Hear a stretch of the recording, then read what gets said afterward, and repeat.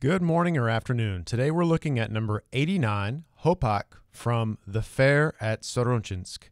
This is by Modest Mussorgsky. He is a Russian composer.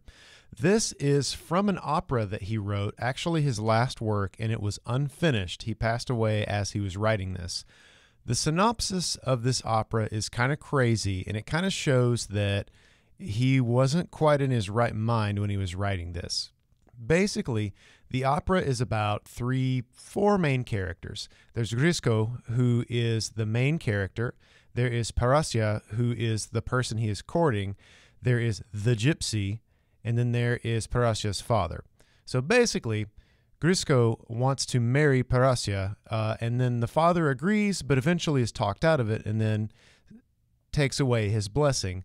So Grisko seeks out this gypsy who apparently has the power to influence things like that, and the gypsy agrees to influence the situation so that he can marry Parasya if he gives him a bunch of money and cattle. So he agrees, and then somewhere along the line there's a red jacket that apparently belonged to a demon that was kicked out of Hades, and somehow the gypsy gets the jacket over to Parasya's father, and the jacket ruins things for him, and somehow it ends happily with Grisko marrying Parasya, and then you see the gypsy walking away wearing the red jacket, implying that the gypsy is the demon who is expelled from Hades. So it is insane. It's crazy.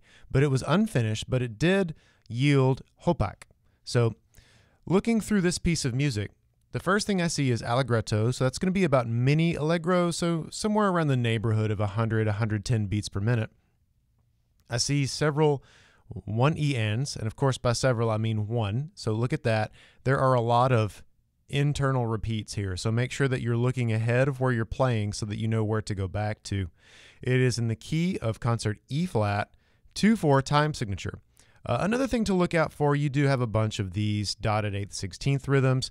You have this SFZ. SFZ stands for Sforzando.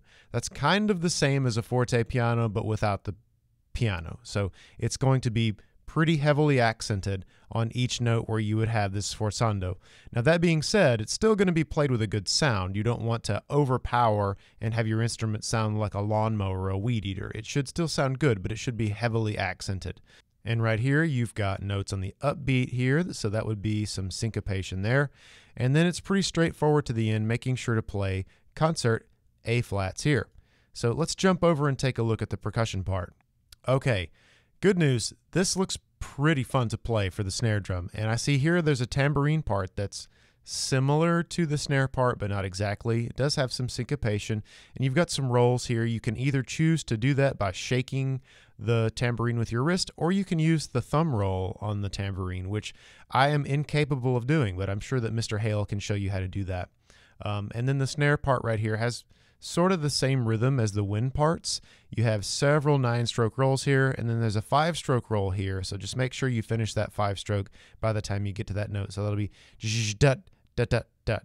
And then, yeah. So I think that this is one of the songs in the book that has the most fun snare part to play. So whoever gets that, congratulations and have fun.